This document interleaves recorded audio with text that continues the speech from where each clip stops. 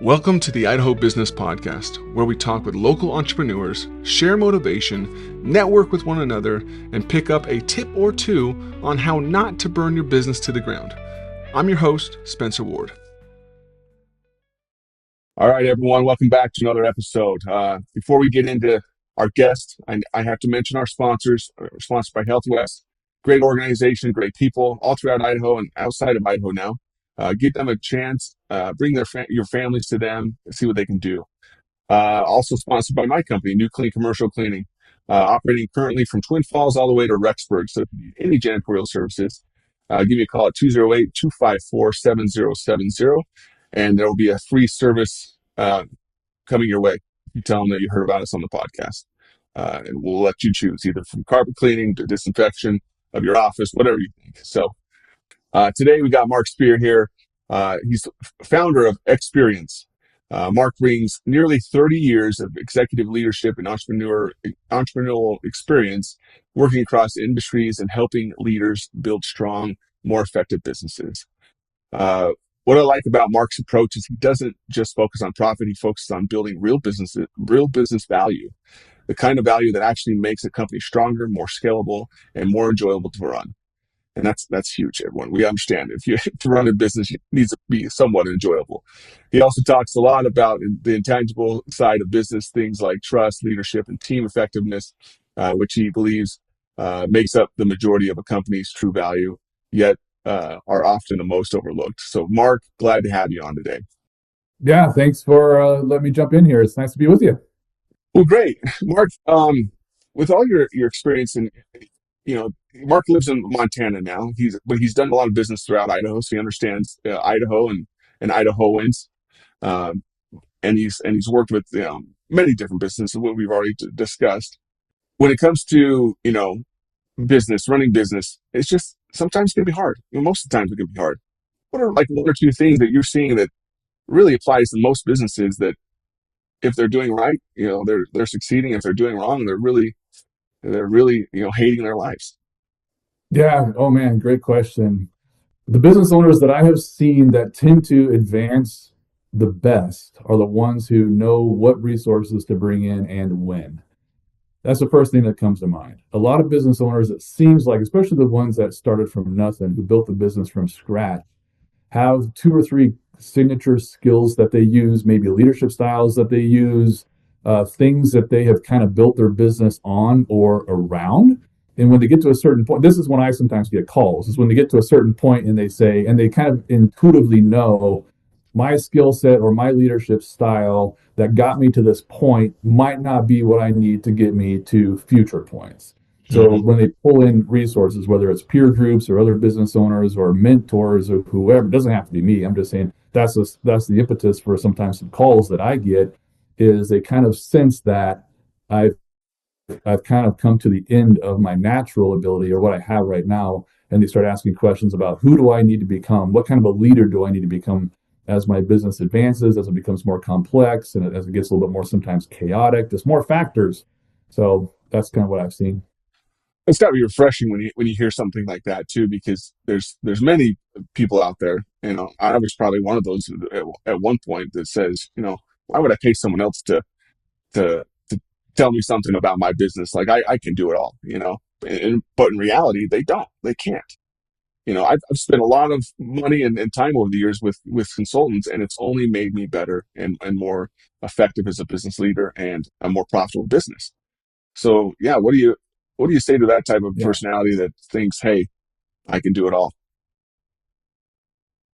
Man, well, I can speak from personal experience. I mean, the first thing I do when entering a new industry, having started various businesses and have businesses of my own, have been in the corporate life as well.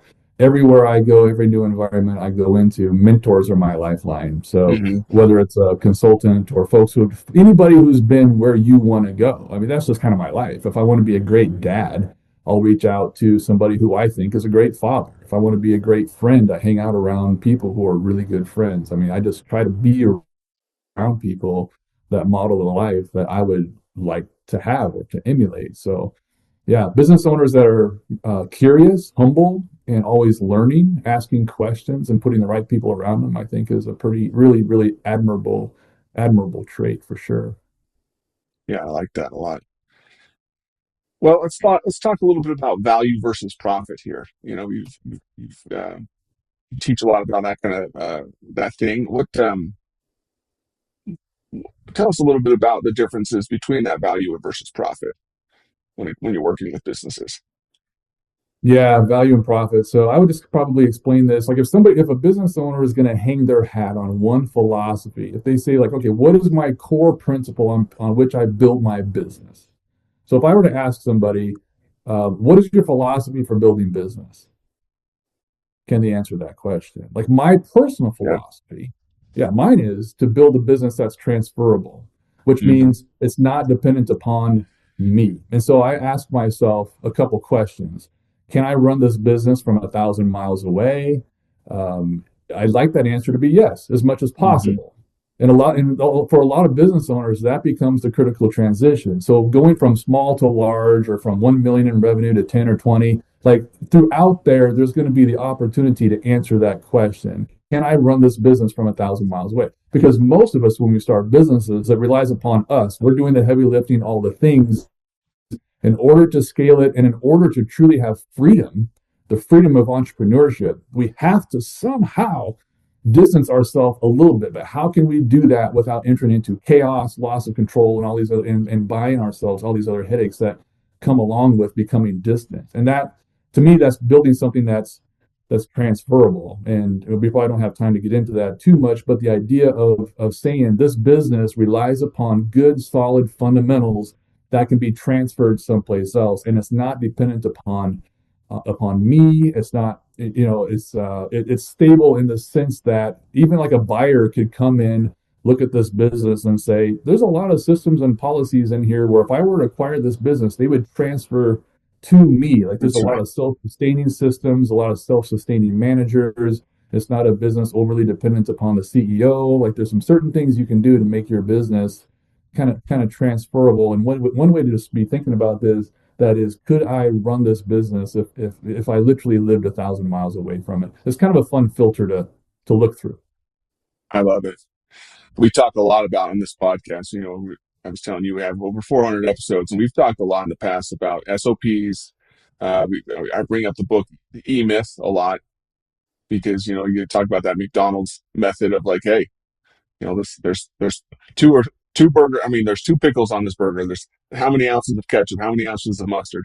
You know, and so the same quality product is being delivered in Idaho as well as New York or any other countries. So we've talked a lot about that, and that's huge about that transfer of value because we also talk about the bus effect. You know, if someone gets hit by the bus and is gone the next day, is the company going to be able to run? So I'm a huge believer Yeah. on that. So that's awesome uh, Yeah, when you that talk is that about is that. huge. But then how do you do that without your expenses going up? Because a lot of times you're talking about redundancies and things, that bus concept. So you can't have two, three, or four of Yeah, everything. So how do you build something that's stable, but also you don't kill your profits with all these redundancies everywhere? So yeah, but I would say that's kind of the next evolution of thinking for a lot of business owners, is to start asking questions and like this and starting to think about these types of things. yeah, and like you said, you know, can you run it 1,000 miles away? I had a coach, you know, years ago that said, "Hey, you needed to step away for 2 weeks and just let your company run. And the things that you have to figure out from afar on how to do it. And you can't be the one actually doing it. And then you, at the end of the 2 weeks, you figure out, okay, what I had to accomplish, what I had to, take care of, and then put systems in place so you're not the one doing those tasks, those whatever. And I love that because yeah, if you can run your business 1,000 miles away, I think especially in Idaho we have a very blue collar workforce here. We have a lot of tradesmen and people like that. They're like, well, no one can build a house like me. No one can do that stair railing like me. Well, I Mhm. not I And hate to hear myself talk too much, but I always give the definition of or the example of if they can teach someone to take a human heart out of someone's body and put it into another body, and that education and that know-how is transitioned for decades. I think we can teach someone how to build a railing, or schedule your staff or whatever it is. So this is yeah. awesome. I love this conversation.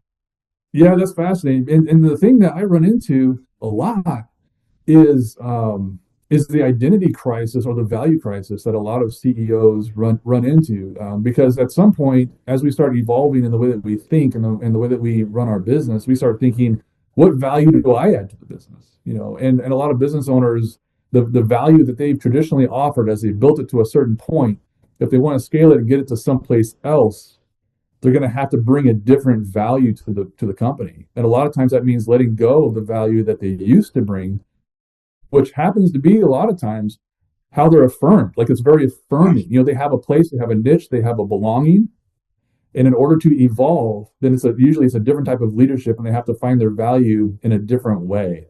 And it's been Mhm. remarkable to see how common it is for founders to really struggle in shifting where their value comes from. So it tends to become a little bit more complex than just saying, I'm going to change my leadership approach and I'm going to start putting in operations and systems to make this self-sustainable. All of a sudden, CEOs start having like these self-worth questions Mhm. sometimes, and we get into some pretty deep conversations. Oh, I agree. I've been through that, over and over again throughout the years, thinking I can't lead this company. I'm not smart enough. I can't do that. But then, I'm asking the right questions. I hire the right people, and I hire the right mentors and stuff. And I'm like, okay, I see a way out of this. I see how to grow. I see, but yeah, I think, like you were saying, at each stage of your business, each stage of growth or expansion, you start as a leader. You start to think, can I really lead this size of an organization? Like, do I have the skills to continue to build it? So I think that's a pretty natural that feeling, isn't it?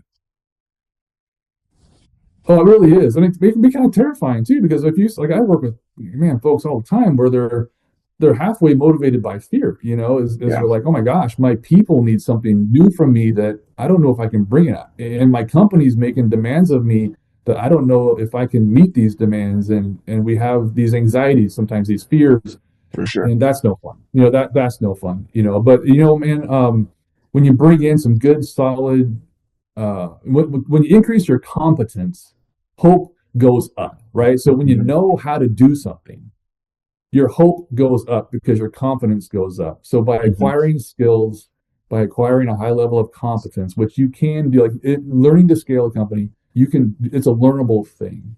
And as you acquire those new competencies, then hope comes back in, and despair goes away, and then excitement comes, and you begin looking forward to taking your business to an entirely new place. Yeah, I like that. Let's transition a little bit to more trust and leadership now.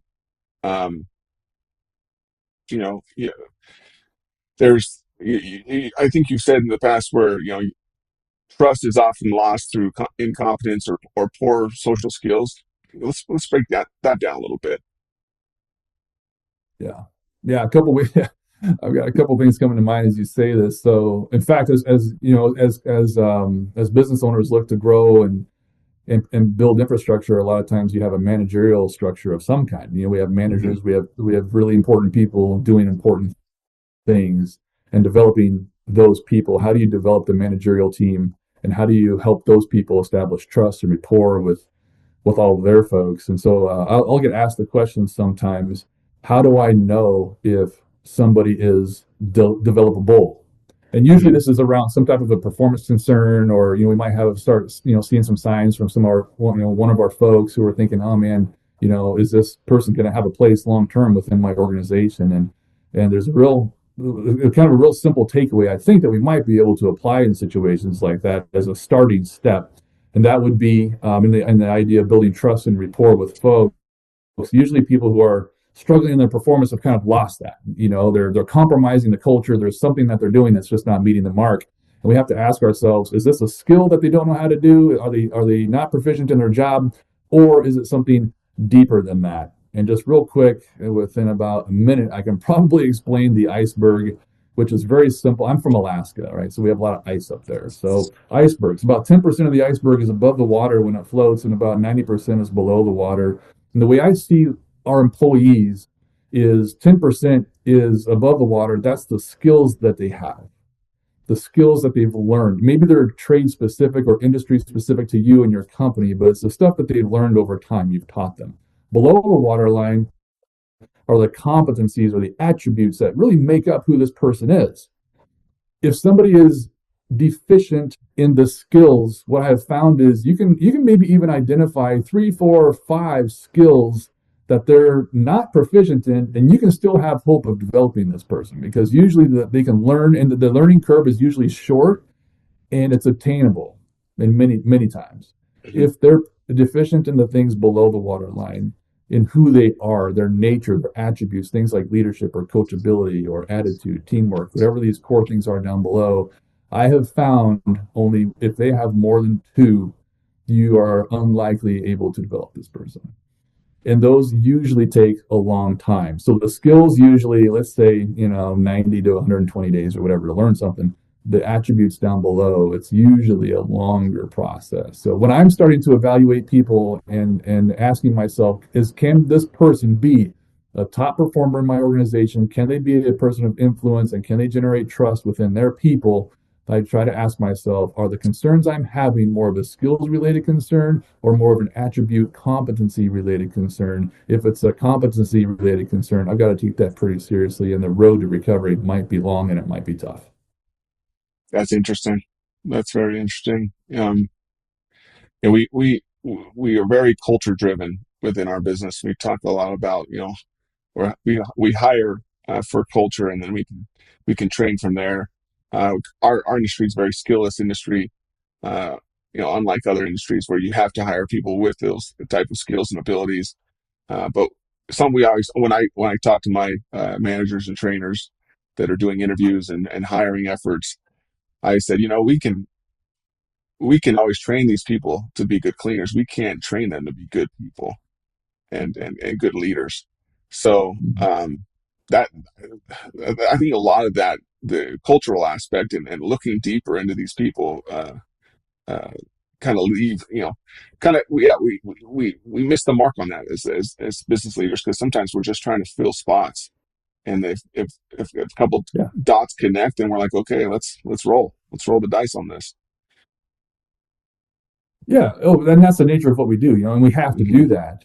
But as leaders and as managers, we have to, I think part of our calling as a business owner needs to be, we develop people. Like I'm an Yeah. entrepreneur and I'm a CEO, president, whatever, but I also have a calling to develop people.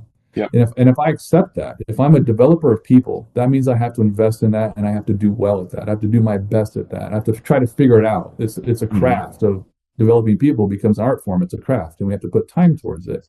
So Yeah. one of the ways, to put structure around it, I kind of envision the iceberg for me. That tends to help me, bring a little bit of shape to something kind of nebulous. Is in terms of how do I truly develop people. And I think one thing we can do is simply list what is it that we're looking for out of people, like below the waterline on that iceberg.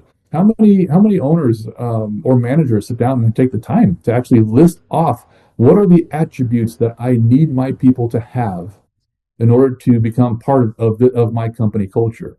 Hmm. And then those things become on limits. They're publicized. So when we have Yeah. one-on-ones with folks and development meetings with our people, we're not just talking about their job performance.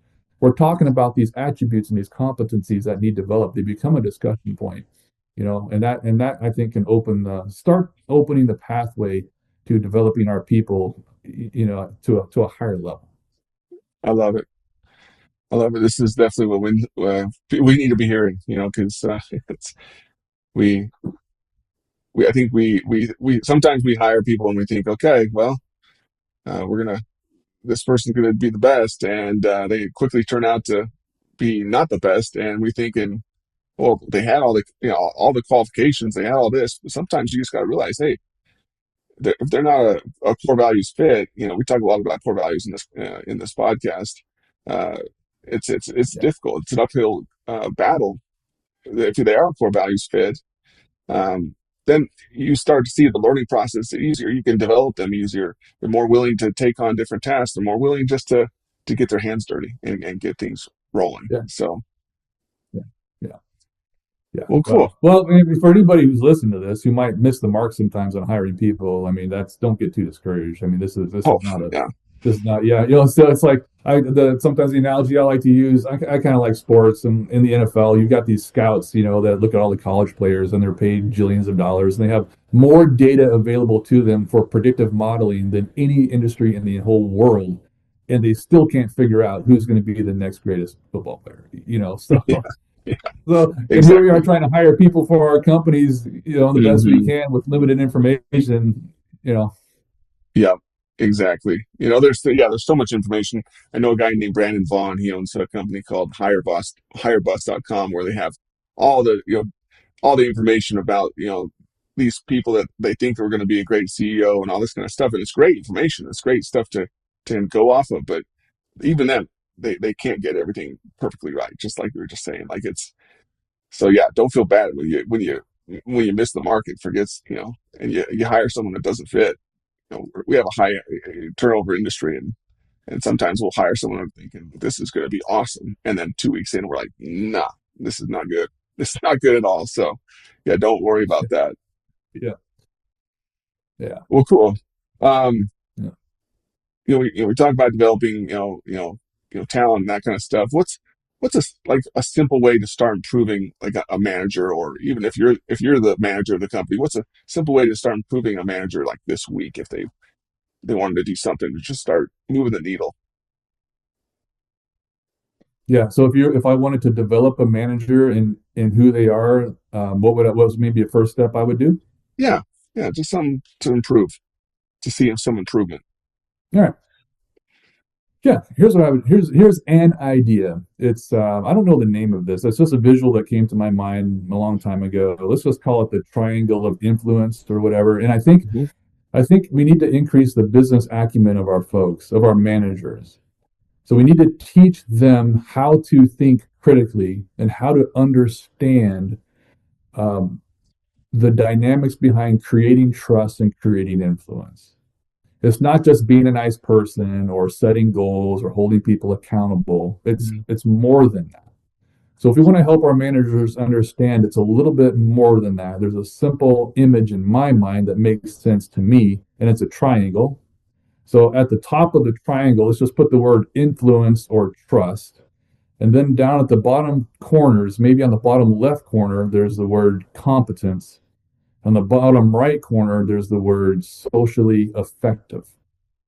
So we have to be both competent and socially effective to be a person of influence. Again, let's go back to the sports analogy. If I'm a quarterback and I'm a fifth or sixth string quarterback, I'm only going to have so much influence because my competence is not very high. Hmm. But if I master my craft, if I become a fantastic quarterback, I am viewed as competent. And in the workplace, let's face it, that gives us credibility. I mean, that's kind of the Hmm. ticket to the door. I mean, if we want to have a voice, step number one, get good at your job. That's right. So we start talking about that. Are you a master at your job? Because that is your ticket to the influence game. In addition to that, though, there is being socially effective. And that's kind of like the iceberg we talked about, those attributes down below the waterline. Being socially effective is, are you being received well? You can be extraordinarily competent, but a complete jerk, and nobody's going to listen to you. Or you might be too impatient or too bossy, or you might come across as domineering, like a know it all. You might be aloof and unavailable, all these things. So you start listing off, what does socially effective look like? What attributes do we need to have at that managerial level to be socially effective? And if you are both socially effective and competent, as you increase in those, you start moving your way up towards that influence and trust peak of that triangle. And I have found I love having conversations like this with my managers because usually it ends up you start isolating something. You either start isolating the competence piece in the job and ways things that they can do better, or you start isolating different attributes that they can focus on, strengths and weaknesses. We can say, man, you are amazing at leadership and vision, but you are sometimes perceived as impatient and people aren't receiving what you have for them.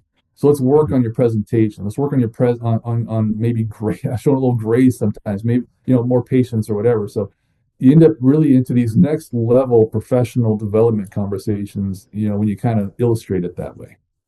I love it. I love it. Big thing is just don't break promises to your teams. If you say something, you got to make it work. You gotta stick by what you're saying because then they'll quickly lose trust. So you can be as likable as you can be, But if you start breaking promises, then that's Oh, not a good man, thing. and it's So so frustrating, isn't it? It's so frustrating because we spend years sometimes developing trust, and it can go just like that, you know. that's right. But It's so you can true. get it back, you know. For managers who have lost it, they can get it back. Yeah, I like that. All right. Well, as we kind of come to a close, I'd like to ask, a few more questions here, but the one here is what are business owners avoiding that's actually holding their companies back? Like what's one thing that you think they're avoiding?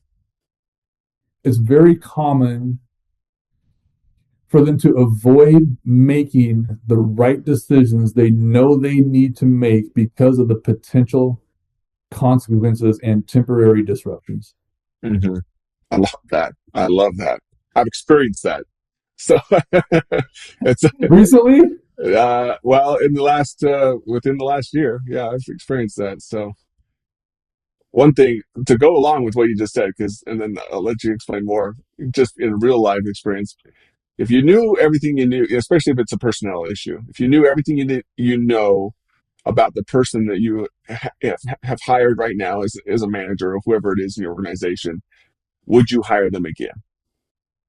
And that's one that like pushed me over the edge. I'm like, okay, it's time to make a change, even though it's going to cause me more work in the short term. I've got to do this. So that's huge. I love what you just said. So yeah, man, I have a special place of empathy in my heart for folks that have maybe they've been in business for 30 years and they have 10 more to go or whatever. And they're like, oh, I can kind of see the finish line. I just want stability, but it's sketchy. They're like, man, I don't think it's yeah, gonna be stable. So they're faced with these hard decisions that they're like, are you kidding me? Am I gonna be faced with this possible disruption? yeah, And then the last 25% of my career or whatever, you know, but I have a special place in my heart for folks that are, you know, dealing with that. But I think in general, we are fairly discouraged by the idea of short-term disruption and what it's going to mean for our life, you know. hmm And this gets back to having the mindset.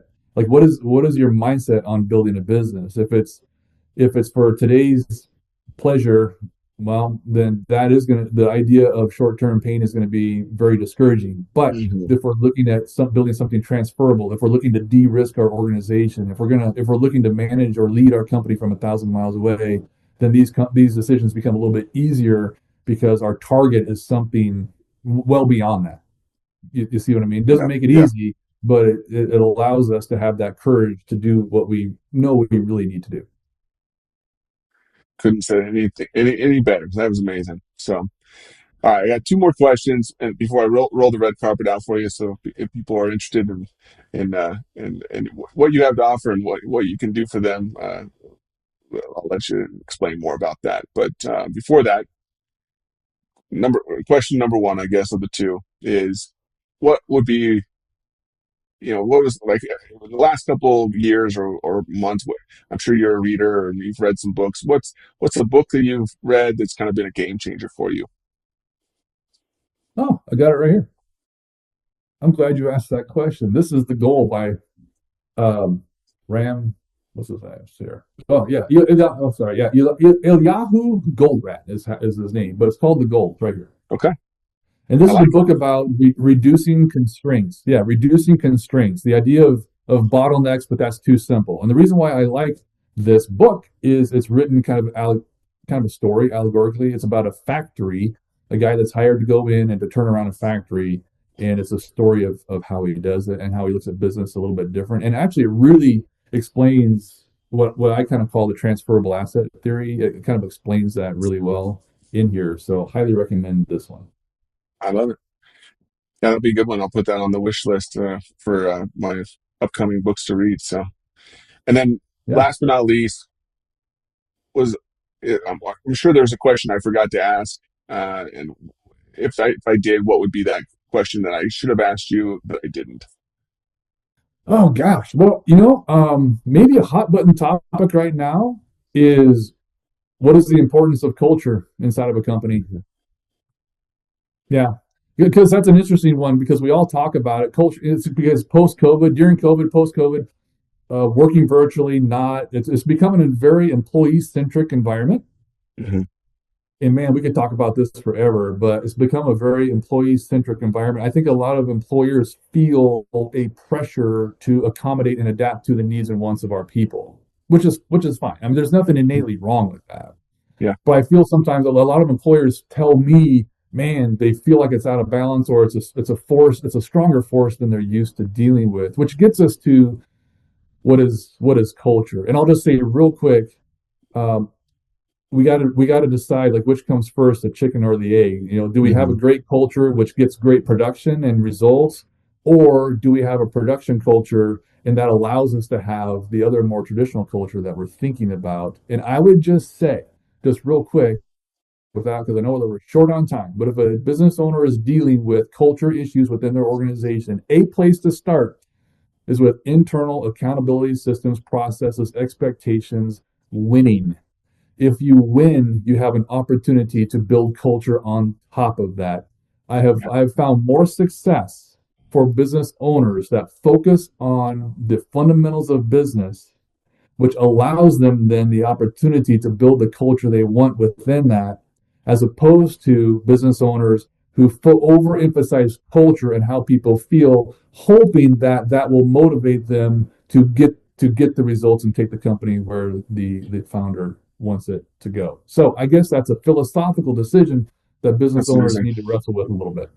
That's amazing. I think that was very well put there because, yeah, I think what you just said, winning. You've got to be winning. You got to show that hey, we're here to produce, we're here to win. And then yeah, sometimes yeah, you have to kind of build the culture off of that. So that's big because there are those two different the chicken and the egg conversations there. That's great. It was a great question. Yeah. Yeah.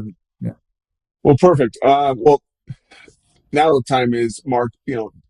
Those people listening, they're thinking, man, Mark knows his stuff. I'd like to learn more from him. What's the ways? We talked about the experience. You're the founder of XSpearience. Talk about what's going on right now in your life. Yeah, so I do a lot of consulting, which is fine. I enjoy it, love it, come alongside businesses, usually from that $1 million to $20 million range. Annual revenue is kind of where I like to hang out. But what was kind of fun for me a couple of years ago is I took upon a new challenge to try to take this information that I a lot of times end up working, bringing to organizations to package it in a way that's virtual. So I was like, man, is that possible? Because a lot of what I do is so darn organic, and I've got years of journals, and just notes and things, and I bring these things to the companies that I work with, and I'm an exit planner, so businesses that are trying to increase their values and multiples and get ready for sale and all that, I do all that. But I was just like, man, how can we make this something where business owners can learn it on their own terms, make it virtual? So yeah, I built a university. I call it a university. It's online, but there's I think 4 different courses on there which I think could be helpful. One is a managerial course. So if anybody wants to develop their managers, it's like 23 or 24 courses. They're between 30 minutes and an hour in length, and they cover things like how to fire somebody, how to hire, how to develop trust, how to have an accountability meeting, how to give bad hard feedback, things like this. All the things that managers deal with, how to reward people, how to build job descriptions, things like that. So it's called base layer. So that's on the platform. There's one there for the executive level, which I call Ridgeline, which is the transferable asset theory for businesses that want to learn to scale. It's kind of an MBA course, but think of it like a pre-MBA, I suppose. And so that's just more of a mindset course, a philosophical paradigm course for CEOs. Another one is calibration. Calibration is you actually develop a strategic plan. You download a form and it's a fillable form, and I take business owners through the most fundamental aspects of a strategic plan. And by the end of it, you've got a strategic plan. It's a fillable document. It's yours forever. I even give you my employee handbook on there. I've got a copy of Hmm. my employee handbook that you get. So anyways, yeah, that's a few, and there's a couple more on there too, courses, but that's been kind of fun for me to make that available so folks can just That's have great. access to it whenever they want. That's great. I think that's everyone needs a source. Everyone needs a source to go to for guidance and go for, as like we've talked about through this whole episode. If you want to grow your business, you want to be a better leader, you want to grow better culture, you got to do different things. don't live a life of insanity. So go out and look at experience and see what you can do and how you can grow your company. So, Mark, thank you for your time today. Oh, Spencer, it's been a pleasure. Yeah, thanks for giving me a few minutes. This has been fun. Yeah, no problem. As always, we always say, be happy, be grateful, and find opportunities to serve others. That's what's going to bring, real happiness and lasting joy in your life. Building businesses is great, but you gotta find some other areas to kind of round out your life and have that fun. So again, thank you, Mark, and appreciate everyone listening. That's it for today's Idaho Business Podcast. Hopefully you learned something new. And if you didn't, I've got a cheat code for you. Go to theidahobusinesspodcast.com, enter your email, and get my 20 golden rules for business. It's packed with my best advice, plus it's free. Subscribe, leave a review, share this with a friend. Until next time, keep hustling, keep laughing, and keep Idaho awesome.